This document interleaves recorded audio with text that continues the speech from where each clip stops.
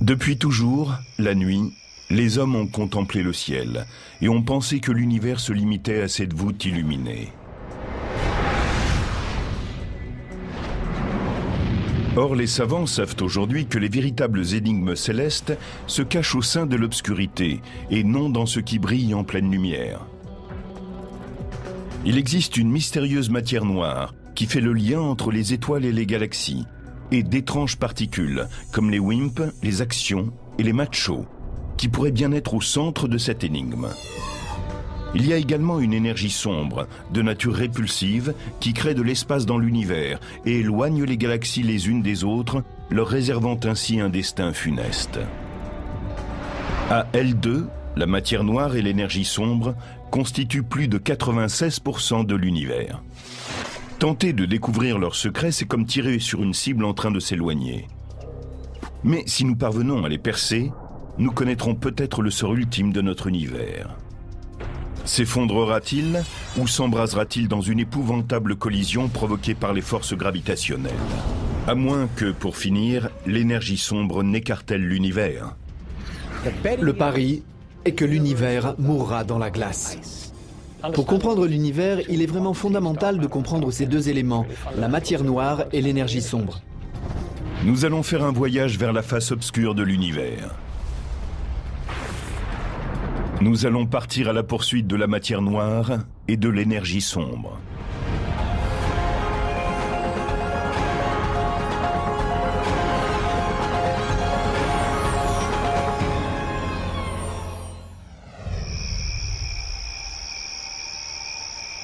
La matière noire ne ressemble à rien de ce que nous connaissons sur Terre. À chaque seconde, des milliards de ces étranges particules traversent tout ce qu'elles rencontrent. Elles sont tellement massives qu'elles ont le pouvoir d'influencer les galaxies, leur formation et la vitesse à laquelle elles tournoient.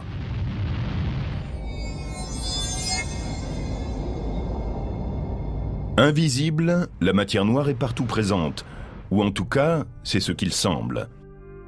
Les scientifiques n'ont pas encore la preuve directe de son existence. Ils ont de nombreux soupçons, mais pas de réponse tangible. Et il n'est pas facile d'observer ce qu'on ne voit pas. Elle n'émet pas de lumière et elle n'en absorbe pas. Elle n'a aucune interaction avec la lumière. Elle ne brille pas et on ne peut pas la voir facilement dans l'obscurité. Mais elle est là. Les spécialistes en sont certains. Tous les manuels de la planète disent que l'univers est constitué d'atomes et de particules subatomiques. Eh bien, ils sont tous dans l'erreur. Et nous allons descendre sous terre pour en faire la preuve. Quand les gens entendent parler de cette matière invisible qu'on appelle la matière noire, ils disent « C'est ça, oui, prouvez-moi qu'elle existe ». Nous sommes à Soudan, dans le Minnesota, à 300 km des grandes villes illuminées. C'est l'endroit parfait pour traquer la matière noire, mais pour d'autres raisons que celles auxquelles on pense au premier abord. On pourrait croire que nous allons observer le ciel pour apercevoir la matière noire, car après tout, c'est de là qu'elle vient. Au contraire, nous allons mettre nos casques et descendre dans cette mine.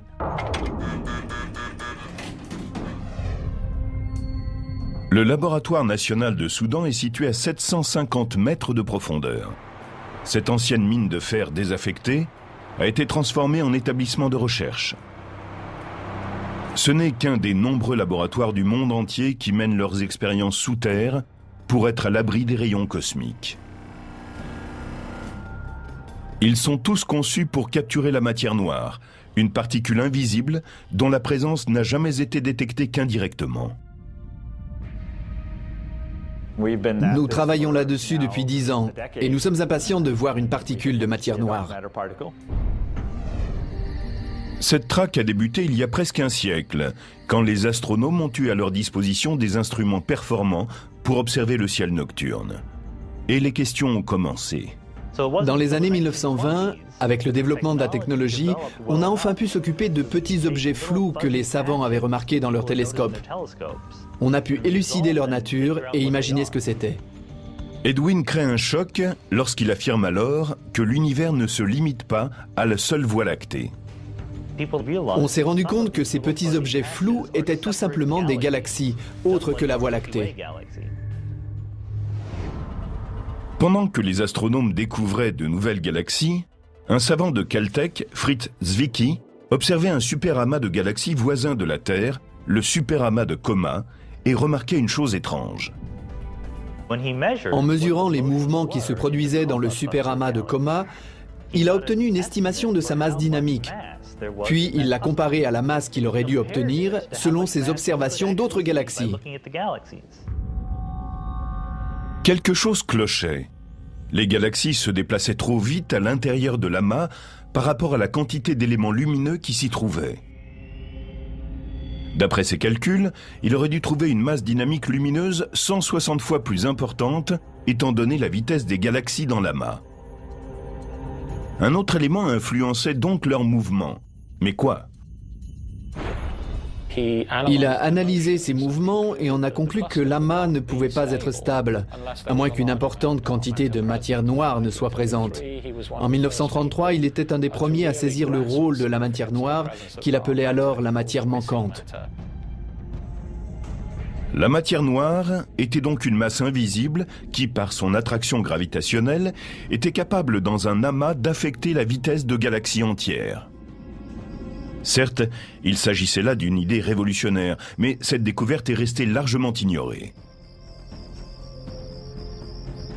Je pense qu'on a pris Zwicky au sérieux, mais que simplement on n'en a tiré aucune conclusion. À l'époque, on commençait à explorer l'univers. Dans les années 20, on s'apercevait tout juste qu'il existait d'autres galaxies que la nôtre. Mais on ignorait encore s'il s'agissait de simples galaxies, d'étoiles, de gaz ou de poussière invisible, ou encore si on était devant quelque chose de complètement différent. Les observations de Zwicky étaient basées sur les mesures de masse qu'il avait effectuées sur les étoiles et les galaxies. Mais comment peser des objets qui se trouvent dans l'espace? On ne peut pas prendre le Soleil et le placer sur une balance, mais on peut mesurer la vitesse à laquelle les planètes tournent autour de lui. Et plus il y a de matière dans le Soleil, plus les planètes doivent accélérer pour rester sur leur orbite. Newton et Einstein ont dit tous deux que plus la masse d'un objet était importante, plus son attraction gravitationnelle était forte. Et plus un objet est loin du centre, plus il avance lentement sur son orbite, puisque l'attraction gravitationnelle diminue. Selon la théorie de la relativité générale d'Einstein, ou même selon la loi de la gravitation de Newton, les galaxies sont poussées les unes vers les autres. Ainsi le Soleil agit-il dans le système solaire. Sa masse attire Mercure plus vite que Pluton, parce que Mercure est plus proche du Soleil. Comme c'est le cas pour une galaxie, on s'attendrait à ce que plus les objets sont loin, plus ils se déplacent lentement pour poursuivre leur orbite. Mais cela ne correspond pas aux observations de Zwicky, ni à celles effectuées par la jeune scientifique Vera Rubin 50 ans plus tard. Celle-ci examine les courbes de rotation de galaxies spirales similaires à la Voie lactée. Et tout comme Zwicky, ce qu'elle constate lui semble étrange. Vera Rubin s'est aperçue qu'en fait, en s'éloignant, la vitesse du gaz et des poussières en orbite restait constante. Prenons une comparaison. Si une ville est une galaxie et que chaque voiture correspond à une planète ou une étoile, eh bien, malgré l'importance de la circulation, chaque voiture circulera autour de la ville à la même vitesse. Cette vitesse de rotation constante, en dépit de la quantité d'objets en circulation, est exactement ce qu'a observé Vera Rubin. Pour que les régions extérieures de la galaxie tournent aussi rapidement, il fallait qu'elles contiennent une masse beaucoup plus importante pour ne pas être disloquées. La seule façon de résoudre le paradoxe de ces galaxies qui tournent 10 fois trop vite, c'est de supposer qu'un halo de matière invisible les entoure et préserve leur intégrité. La matière noire serait présente dans les galaxies et elle aurait une masse suffisante pour que la vitesse de rotation demeure constante. Imaginez que je sois la matière noire. Cette balle est une étoile qui tourne autour de moi car ma force gravitationnelle la maintient en place. Même si vous ne pouviez me voir, vous sauriez que quelque chose est là, car sinon l'étoile filerait en ligne droite. Il y a forcément un élément qui exerce sa force gravitationnelle et nous en déduisons ainsi l'existence de la matière noire. Vera Rubin a estimé qu'il y avait 10 fois plus de matière noire que d'éléments lumineux. Depuis, nous avons analysé des centaines de galaxies et elles sont toutes bâties sur le même modèle. Elles tournent trop vite par rapport à ce qu'elles sont, elles ont donc besoin de matière noire pour rester ensemble. Cette fois, les scientifiques ont porté leur attention sur ce phénomène et ont commencé à se demander ce qu'était cette matière noire. Mais comment repérer dans l'espace un élément invisible? Il leur fallait découvrir où la matière noire se cachait dans l'univers. Et même s'ils ne peuvent la voir, ils se sont aperçus qu'elle révélait sa présence en déviant la lumière qui la traversait. On appelle cela une lentille gravitationnelle ou mirage gravitationnel.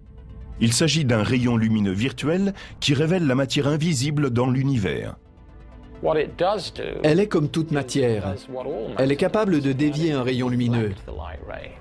C'est ainsi que la lumière peut être déviée de sa route par la matière noire. En retraçant le chemin parcouru par la lumière, la lentille gravitationnelle a détecté de la matière noire, concentrée dans les halos des galaxies. Elle a démontré son efficacité et révélé soudain la présence de matière noire. Cette technique de lentille gravitationnelle est la plus précise. Elle nous permet non seulement de connaître la quantité exacte de matière noire, mais aussi la façon dont elle est répartie dans le ciel, puisque nous pouvons mesurer la distorsion des rayons lumineux qui la traversent. Comment savez-vous que vos lunettes se trouvent là? Parce qu'elles dévient la lumière. De la même façon, en regardant les images de l'univers prises par Hubble et en relevant les déviations de la lumière lorsqu'elle traverse les galaxies, nous obtenons une carte de la matière noire. La majeure partie de la masse d'une galaxie provient de la matière noire. La matière ordinaire s'accumule dans le champ gravitationnel de la matière noire. Mais après l'arrivée en scène de la matière noire, les scientifiques se sont demandé s'il s'agissait d'une nouvelle particule indétectable ou simplement de matière ordinaire invisible. Quand on a découvert la matière noire, tout le monde voulait savoir ce que c'était. Et bien sûr, la première réponse a été qu'il s'agissait simplement de la matière dont nous sommes faits, mais qu'elle ne brillait pas. Les spécialistes ont donc commencé par se tourner vers les objets dans l'univers qui n'émettaient pas de lumière. On a pensé aux trous noirs. Ils n'émettent pas de lumière, peuvent attirer à eux de la matière et être détectés par l'antillage gravitationnel. Cela pouvait prendre la forme de trous noirs ou de machos, qui sont à la base de petites étoiles sombres qui n'émettent pas beaucoup de lumière. Les machos se cachent dans le halo de la Voie lactée et sont détectés par la lentille gravitationnelle, mais ils ne sont pas assez nombreux pour rendre compte de la quantité de matière noire nécessaire. On a aussi soupçonné des étoiles mortes, comme les naines brunes. Elles sont assez massives pour expliquer la présence de matière noire. Mais quelle que soit sa nature, la matière noire est 10 fois plus abondante que la matière ordinaire dont sont faites les étoiles et les planètes. La matière qui se construit à partir d'atomes ordinaires, de protons, de neutrons et d'électrons, n'est pas assez abondante pour rendre compte de toute la matière qui se trouve dans les galaxies et les amas. Les recherches sur la matière noire continuent et les spécialistes émettent de nouvelles hypothèses. Ils reconsidèrent certaines particules découvertes précédemment comme les neutrinos. Comme la matière noire, les neutrinos traversent la Terre par millions, au même moment. Mais ils sont trop légers pour expliquer l'effet de la matière noire sur la gravitation. Et d'autre part, les scientifiques peuvent les recréer dans les accélérateurs de particules. Enfin, ils proviennent aussi du Soleil. Les axions sont une autre hypothèse pour la matière noire. Ils ont été inventés pour résoudre une question posée en physique des particules. Ils seraient extrêmement légers, aussi les cherche-t-on selon une technique différente de la nôtre. Mais comme ils sont très nombreux, ils pourraient constituer la matière noire. Les axions sont très légers. On pense qu'ils ont été créés au moment du Big Bang, tout comme la matière noire. Mais en théorie, ils pourraient se changer en protons alors que la matière noire est stable. Après avoir épuisé toutes les hypothèses, de nombreux chercheurs pensent que la matière noire est faite de particules qui ne ressemblent à rien de ce que l'on connaît et que des milliards d'entre elles nous traversent à chaque seconde. Avant d'avoir découvert la matière noire, les savants pensaient que l'univers n'était fait que de protons, de neutrons et d'électrons. les éléments qui constituent tout ce qui existe sur Terre. Nous savons qu'il y a une masse, et nous voilà avec quelque chose que nous n'avons pas encore détecté. Mais le candidat idéal pour former la matière noire doit avoir certaines propriétés physiques qu'aucun des précédents suspects ne possédait. Nous savons que la matière noire est une substance assez lourde. Nous savons qu'elle ne bouge pas très vite et que nous ne pouvons pas la voir. Les particules de matière noire ne se déplacent pas à la vitesse de la lumière et elles n'entrent pas vraiment en interaction avec vous ou moi, ni avec quoi que ce soit. C'est pour cela qu'il est tellement difficile de les localiser. Elles n'entrent pas en interaction avec la matière ordinaire, sauf à travers la gravitation. Si j'avais de la matière noire dans la main, elle aurait un certain poids, mais avant tout, elle se dissoudrait à travers mes doigts. Rien de ce que nous connaissons dans le domaine de la physique des particules ne peut correspondre à la matière noire. Comme un homme invisible traverse les murs, des milliards de particules de matière noire traversent la Terre au même moment sans jamais entrer en collision avec la matière ordinaire.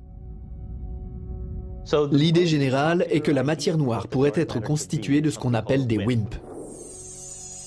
WIMP est un acronyme de Weakly Interacting Massive Particles.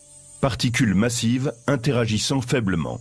Elles n'ont jamais été détectées, mais leurs caractéristiques en font un candidat idéal pour la matière noire. Au laboratoire de Soudan, l'équipe Fermilab est allée sous terre, bravant des milliers de chauves-souris, pour essayer de capturer une particule WIMP. L'opération s'appelle CDMS, Cryogenic Dark Matter Search, ou recherche cryogénique de la matière noire. Jusqu'à sa fermeture en 1962, c'était une mine de fer ici. Nous sommes à 800 mètres sous terre. Fermilab a conçu une machine qui, à des températures en dessous de zéro, peut repérer une particule de matière noire qui la traverse. Son détecteur utilise des cristaux de germanium, un métalloïde dense bourré d'atomes. C'est un bloc très pur de germanium. À sa surface, il y a un réseau de minuscules thermomètres capables de détecter une particule qui traverserait ce morceau de germanium de la taille d'un pallet de hockey. En ce moment même, la matière noire ruisselle à travers nous sans rien nous faire. De temps en temps, elle heurte le noyau d'un atome. C'est la signature que nous espérons voir. Pour obtenir un choc de matière noire bien propre, Fermilab devait filtrer le magma qui venait de l'espace. Si nous avions gardé toutes les particules qui passaient par là, cela aurait vraiment été comme chercher une aiguille dans une botte de foin. Dans cette expérience, Fermilab capte toute la matière qui traverse le détecteur. Mais moins il y aura de saleté dans l'air, plus il sera facile de détecter une particule de matière noire. Comme celle-ci n'entre pas facilement en interaction avec les protons et les électrons ordinaires, on a gelé les palets de germanium à une température en dessous de zéro. Si une particule de matière noire traverse et frappe un noyau, la température du cristal changera très légèrement. C'est cette toute petite modification que nous cherchons et qui signalera le passage d'une particule de matière noire. 16 palets de germanium sont placés dans une salle blanche, une pièce vidée de la quasi-totalité des particules qui l'occupaient. Bien, nous sommes en tenue. Nous allons entrer dans la salle d'expérience qui est une salle blanche de classe ISO 7. Nous mettons cette combinaison pour n'apporter aucune poussière qui interférerait dans l'expérience. Allons-y. Nous avons des compteurs à scintillation qui captent toutes les particules d'un rayon cosmique qui arrivent ici sous terre. Et voici un réfrigérateur à dilution qui maintient notre expérience légèrement au-dessus du zéro absolu. Et là, se trouve le germanium et des détecteurs en silicium. Nous attendons simplement qu'un WIMP, une particule de matière noire, descende à cette profondeur et frappe un des cristaux en silicium ou en germanium qui sont à l'intérieur. Depuis bientôt 2 ans, Fermilab s'est installé dans cette mine pour essayer de capturer de la matière noire. C'est beaucoup plus difficile qu'il n'y paraît. Bien que des milliers de particules traversent la Terre à chaque instant, il y a une chance sur 1 million que de la matière noire entre en contact avec de la matière ordinaire. Saisir une particule de matière noire en train de frapper un atome de germanium, c'est comme pour un archer tenter de frapper une cible qui s'éloigne à 1 kilomètre. Ces voyants verts indiquent que des particules traversent les détecteurs en silicium et en germanium. Il est presque certain qu'on a là toutes les particules de base, mais peut-être aussi un WIMP caché quelque part. Nous ne le saurons qu'après avoir analysé les données. Traquer la matière noire est un travail fastidieux. Chaque jour, l'équipe de Fermilab établit des rapports pour le labo souterrain, analyse les données et perfectionne son niveau de ping-pong en attendant le choc qui attestera de l'existence de la matière noire. Malgré tous ses efforts et sa patience, Fermilab, pas plus qu'un autre labo, n'a encore détecté une particule de matière noire. Malheureusement, nous n'avons vu aucune particule de matière noire jusqu'à présent.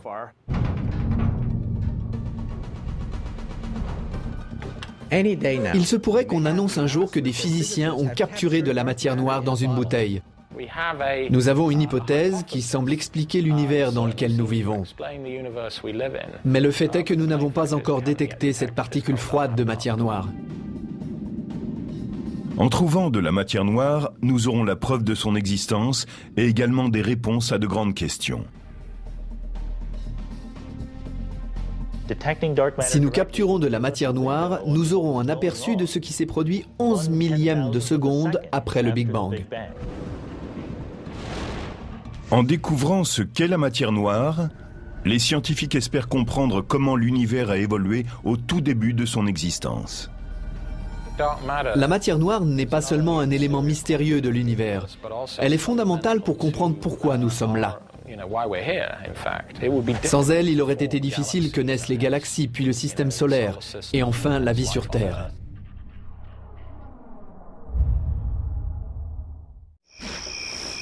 On ne peut raconter l'histoire de la matière noire et de l'énergie sombre sans retourner en arrière, au début des temps, au moment du Big Bang, quand l'espace n'existait pas. Il n'existe pas de point central sur lequel on pourrait s'appuyer. C'est comme pour le Big Bang. Il n'y a pas un point dans le ciel à partir duquel s'étendent les galaxies. L'espace s'est créé entre le moment où régnait le néant et la violente explosion du Big Bang. Et c'est à partir de là que l'univers a commencé à se développer. Les particules se sont formées lors d'une fusion nucléaire qui a libéré gaz et énergie. La matière ordinaire a réagi avec une autre matière ordinaire. Quand il n'avait qu'une minute, l'univers était en fait un réacteur nucléaire. Et 380 milliers d'années plus tard, des particules ont commencé à s'agréger pour créer le terreau, d'où naîtront ensuite les étoiles et les galaxies. Les éléments les plus importants se sont encore développés et la gravitation a commencé à exercer sa force et à rassembler les objets. Aujourd'hui, les scientifiques ont compris que la matière noire avait été créée au moment du Big Bang. Et elle a joué un rôle essentiel pour que la matière ordinaire s'agrège et forme les étoiles et les planètes. Comme les poutrelles d'acier utilisées sur les chantiers, les particules de matière noire qui se déplacent lentement ont servi d'échafaudage sur lequel la matière ordinaire est venue s'accrocher. Comme elle est froide et peu interactive, nous pensons que la matière noire s'est rassemblée très lentement sous l'effet de la force gravitationnelle et qu'ainsi se sont créés les germes autour desquels la matière ordinaire s'est agglomérée pour former les galaxies. C'est un réseau cosmique, une toile d'araignée où des filaments de matière noire se croisent comme dans un échafaudage. C'est en ce sens que la matière noire constitue la structure, le bâti des galaxies lumineuses et que nous pouvons les voir sans difficulté. Les galaxies sont comme les lumières des sapins de Noël. Elles ne sont pas l'arbre lui-même, mais des éléments visibles de très très loin. En réalité, la galaxie est un grand halo dont la majeure partie nous est invisible. Nous en voyons les petits éléments lumineux que sont les étoiles et les planètes qui se sont rassemblés au centre de ce vaste halo qui est pour l'essentiel de la matière noire. Les scientifiques se sont longtemps demandé pourquoi les galaxies s'étaient formées dans l'espace selon des modèles apparemment aléatoires. On sait aujourd'hui que c'est à cause de la force d'attraction gravitationnelle de la matière noire. L'univers n'est pas uniforme. Il s'y trouve des vides, des amas, et il semble aussi comprendre des régions entières qui sont comme des bulles. Nous pensons que tout cela est dû à la matière noire. Au cours des dernières années, les astronomes ont encore avancé dans leur théorie et ont élaboré une carte détaillée en 3D de la matière noire dans l'univers grâce au mirage gravitationnel. Einstein a dit que la gravitation affectait tout et qu'elle était également provoquée par tout. Or, un des éléments qui est affecté par la gravité, c'est la lumière elle-même. Quand la lumière traverse la matière noire, elle est déviée, comme elle est déviée quand elle traverse une vitre. La lumière ne fait pas de différence entre la matière ordinaire et la matière noire. Les deux types de matière entravent le passage de la lumière à travers les galaxies. Comme on trace une route sur une carte, les astronomes ont tracé le parcours de milliers de sources lumineuses à travers la matière noire. Ainsi, les scientifiques ont-ils obtenu l'image la plus précise qui soit des lieux où la matière noire se cache dans l'espace. Nous pouvons comparer cette carte de la matière noire avec les emplacements des galaxies. Et nous découvrons alors que la matière noire agit comme un squelette. C'est la colonne vertébrale autour de laquelle s'amasse le matériau visible. En établissant la carte de l'univers, les astronomes peuvent aussi remonter dans le temps et en déduire la quantité de matière créée au moment du Big Bang. Si on connaît la configuration actuelle de l'univers, et quand il ne faisait que la moitié de cette taille et la moitié de cette moitié, on peut en déduire la quantité totale de matière dans l'univers. Cela nous donne une autre possibilité d'établir ce que nous pensons être la quantité globale de matière noire dans l'univers. On estime que la matière noire constitue 23% de l'univers, alors que la matière ordinaire n'en fait que 4%. Il y a nécessairement beaucoup de matière noire quand on voit la force de gravitation qui opère dans ces amas de galaxies. Mais de quoi sont constitués les 73% restants de l'univers? Les spécialistes ont été stupéfaits en découvrant qu'une mystérieuse énergie sombre dominait l'espace et que son énergie répulsive éloignait les galaxies les unes des autres.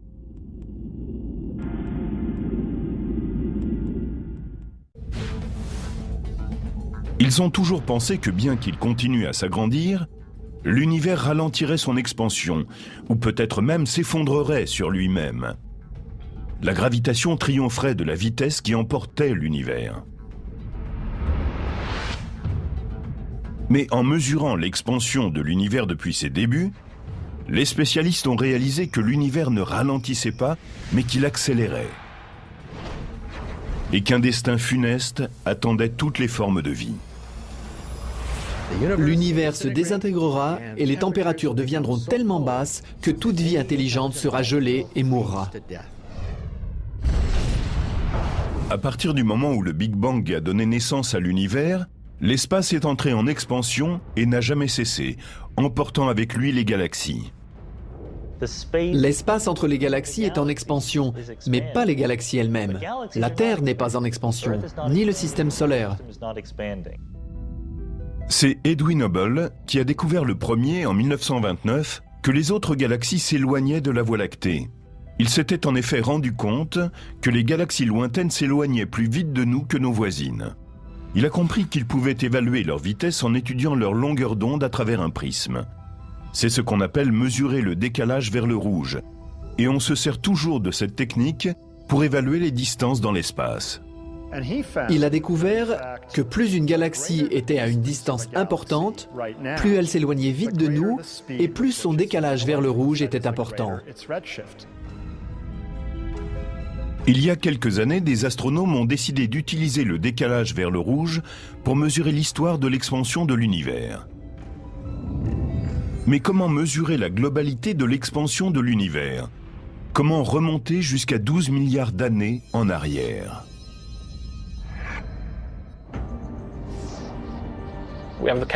Nous avons la capacité de remonter dans le temps pour observer directement le passé, tout comme un géologue observe les couches du Grand Canyon et peut remonter dans l'histoire en descendant vers les strates de plus en plus basses. Si vous observez des galaxies de plus en plus éloignées, vous voyez comment étaient les galaxies à des époques plus éloignées dans le temps. Pour mesurer l'histoire de l'expansion de l'univers, les scientifiques ont utilisé les supernovas de type 1A comme chandelle standard. Un exemple de chandelle standard pourrait être une ampoule de 100 watts. Si vous en disposez plusieurs autour d'une pièce à différentes distances, vous observerez que les plus éloignées paraîtront moins brillantes et les plus proches plus lumineuses. Les supernovas de type 1A sont éclatantes partout, tout le temps, et où qu'elles apparaissent dans l'espace. Une supernova est l'explosion monumentale d'une étoile en fin de vie.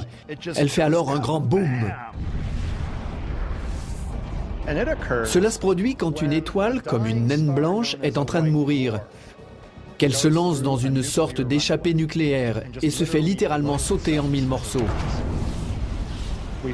On trouve des supernovas de type 1A dans des galaxies très lointaines. Elles semblent très peu lumineuses. Ensuite, on les compare avec des supernovas de type 1A issues de galaxies proches, dont la distance a été mesurée par différentes techniques. Dans les années 1990, deux équipes différentes ont commencé à mesurer la vitesse de décélération de l'univers avec ces supernovas de type 1A. Mais pour les capturer lors de leur apparition, les astronomes ont dû placer l'univers sous surveillance. On peut comparer cela à la surveillance d'un casino. Les caméras sont branchées en permanence. La plupart du temps, elles ne trouvent rien d'intéressant, mais à l'occasion, elles tombent sur ce qu'elles cherchaient.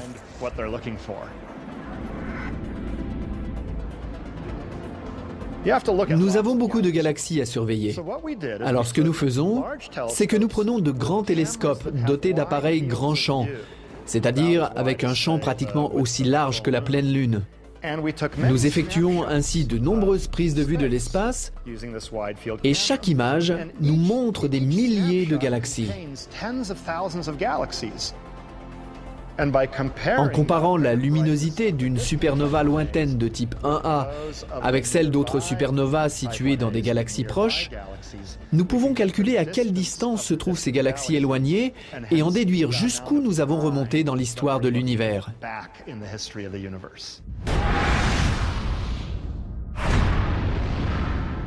Deux équipes ont étudié les résultats des études effectuées avec 60 supernovas de type 1A, et elles ont été stupéfaites. L'univers ne ralentissait pas. Au contraire, son expansion allait de plus en plus vite. Nous nous attendions à ce que cette expansion ralentisse avec le temps, parce qu'après tout, toutes ces galaxies sont poussées les unes vers les autres. Nous avions tellement confiance. Nous allions mesurer la vitesse à laquelle l'univers ralentissait. Et nous avons eu la réponse contraire. L'univers ne ralentit pas, il accélère. Nous étions devant un grand mystère. C'est vraiment complètement fou. On s'apprêtait à découvrir un taux de ralentissement et au lieu de cela, nous avions une expansion encore plus rapide. C'était plutôt mauvais signe. Nous avions peur que notre résultat soit complètement faux. Nous avons revu tous nos calculs, nous avons vérifié les analyses. Dans chacune des deux équipes, des gens ont effectué des calculs et des analyses, chacun de leur côté. Et tout le monde a fini par trouver le même résultat. Un des plus grands chocs de ces dernières années dans le monde de la cosmologie a été la révélation que notre univers accélérait. Cette force répulsive qui conduit l'univers a été appelée énergie sombre. C'est une énergie invisible que personne ne s'attendait à trouver ni ne comprenait. Cela suggère que très loin dans l'univers, il y a une force répulsive qui l'emporte sur la gravitation. Et l'énergie sombre a créé l'espace, emmenant dans son voyage les galaxies. Cette énergie qui semble emplir l'univers et accélérer son expansion avec le temps est maintenant connue sous le nom d'énergie sombre. Regardez, je lance une pomme, elle ralentit, mais l'énergie sombre la ferait accélérer dans son mouvement d'éloignement.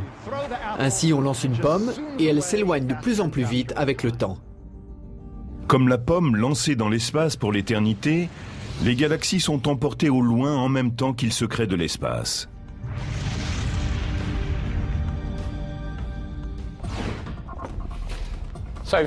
Imaginez une salle de classe emplie de chaises et que ces chaises s'écartent lentement les unes des autres à l'intérieur de la pièce.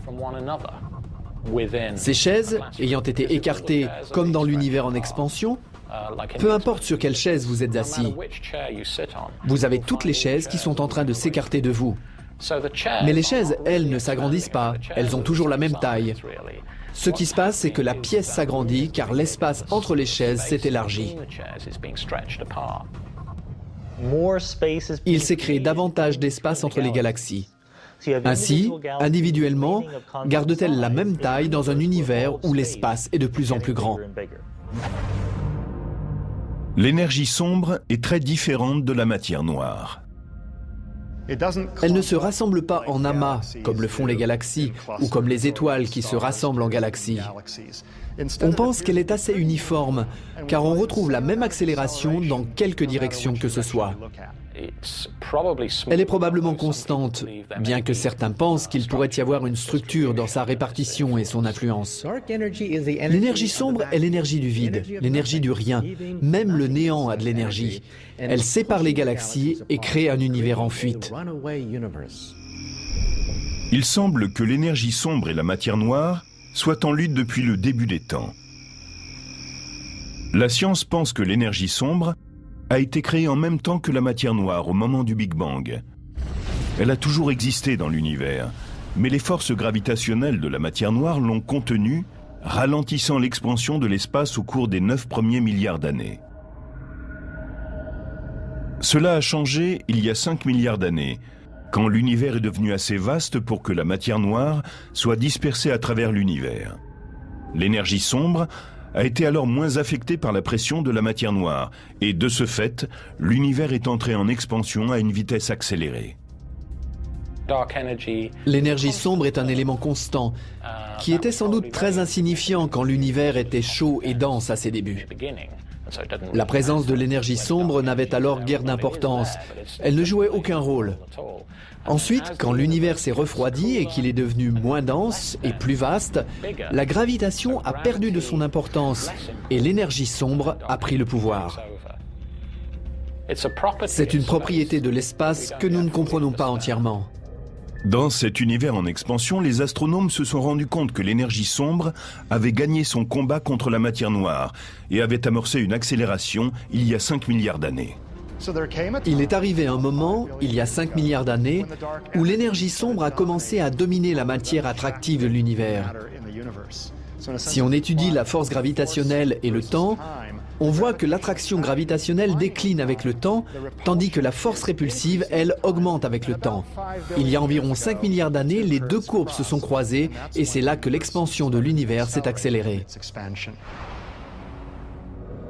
Il est fondamental de comprendre ce qu'est l'énergie sombre, parce qu'ainsi nous pourrons savoir où va l'univers, quel est son destin. Va-t-il s'agrandir indéfiniment, devenir froid et sombre, ou sa fin est-elle prévisible? L'énergie sombre dirige maintenant l'expansion de l'univers, et cela ne semble pas devoir s'arrêter. L'effet répulsif de l'énergie sombre s'accroît, car plus il y a d'espace entre les galaxies, plus grand est l'effet cumulatif de l'énergie sombre, l'effet répulsif. Et les galaxies semblent vouées à une existence solitaire. Et c'est ainsi qu'il semble que ce soit la fin de tout. De façon surprenante, la théorie de l'énergie sombre a été émise, puis abandonnée, il y a déjà un certain temps, par un des plus grands génies de la physique. Il a appelé cela la plus grosse gaffe de sa vie. Il s'appelait Einstein et pourrait bien avoir fait la plus grande découverte du XXIe siècle, 80 ans avant qu'on en ait la moindre preuve. Aujourd'hui, les scientifiques savent que l'énergie sombre crée et développe l'espace. Mais au début du XXe siècle, les astronomes pensaient que l'univers se limitait à la Voie lactée et ne s'agrandirait jamais.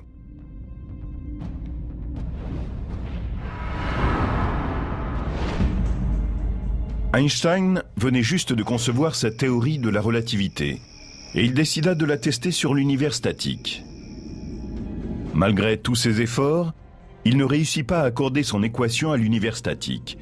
Ses calculs ont toutefois montré que l'univers doit soit s'agrandir, soit se contracter. Il s'est rendu compte que si on avait un univers lisse, où la matière était uniformément répartie, celui-ci devait, selon sa théorie, soit être en expansion, soit en contraction. Ainsi, Einstein a proposé une énergie répulsive qui maintiendrait l'univers en équilibre avec la force attractive de la gravitation. Il a appelé constante cosmologique cette énergie constante qui assurerait l'équilibre de l'univers.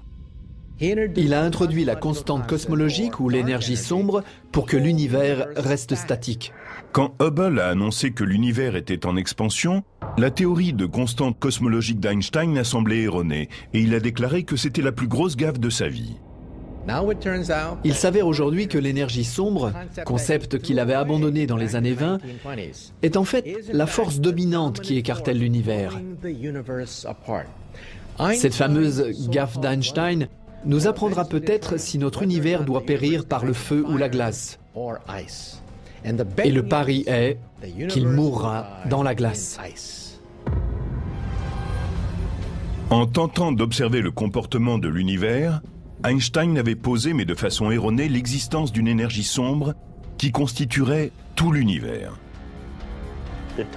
La quantité globale de matière ordinaire et de matière noire ne suffit pas à expliquer la courbure dans l'espace que nous avons observée.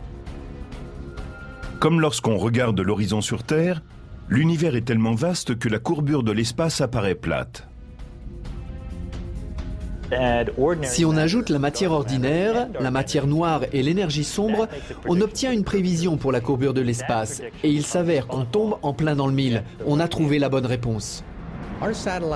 Aujourd'hui, les données satellites ont révélé que 73% de la matière-énergie contenue dans l'univers était de l'énergie sombre. Celle-ci, appelée à une certaine époque la gaffe d'Einstein, est maintenant reconnue comme étant la force dominante de l'univers. Sa gaffe est une de nos grandes découvertes. Les scientifiques ne font que commencer à découvrir les effets de l'énergie sombre sur le destin de l'univers. Idéalement, nous aimerions mesurer comment agit l'énergie sombre quand l'univers vieillit. Si l'énergie sombre en arrive à dominer complètement la matière noire, l'univers entrera dans une étape d'expansion exponentielle. Pour une unité de temps donnée, il doublera de taille. Et à moins que l'énergie sombre ne change un jour et devienne attractive sur le plan gravitationnel, le destin de l'univers est de se développer de plus en plus vite avec le temps. Si l'énergie du vide dirige l'accélération de l'univers, nous ne comprenons pas pourquoi elle existe en telle quantité. C'est une des questions les plus importantes que la physique théorique doit résoudre aujourd'hui. Dans des milliers de milliards d'années, nous serons très seuls. Nous regarderons le ciel et il sera pratiquement noir. Les océans auront gelé et cela semble devoir être la mort de toute vie intelligente. La présence de l'énergie sombre et les lois de la physique annoncent la mort certaine de toute vie intelligente dans l'univers. En découvrant la matière noire et l'énergie sombre, la science est près de pouvoir établir la théorie du tout. Une équation qui décrira l'ensemble du fonctionnement de l'univers. Une fois que nous aurons la théorie du tout, nous serons capables de répondre à certaines des questions les plus importantes que se soient posées les hommes et les femmes depuis qu'ils regardent le ciel. Cela représenterait le couronnement de 2000 ans de recherche sur les lois de la nature. Déjà, les Grecs se posaient la question « de quoi sont faites les choses ?» Aujourd'hui, la matière noire et l'énergie sombre continuent à être les questions cosmologiques les plus importantes du XXIe siècle. Il est certain que c'est frustrant, oui, et même humiliant de savoir que toutes nos connaissances dans le domaine de la physique se limitent à la matière ordinaire, et que nous ne comprenons qu'une toute petite parcelle de ce qu'est cette matière noire et cette énergie sombre. C'est le début d'une nouvelle ère, et les énigmes de la face sombre de l'univers demeurent. Une aventure semblable à la conquête de l'Ouest nous attend dans le domaine de la physique des particules. C'est une propriété de l'espace que nous ne comprenons pas encore entièrement.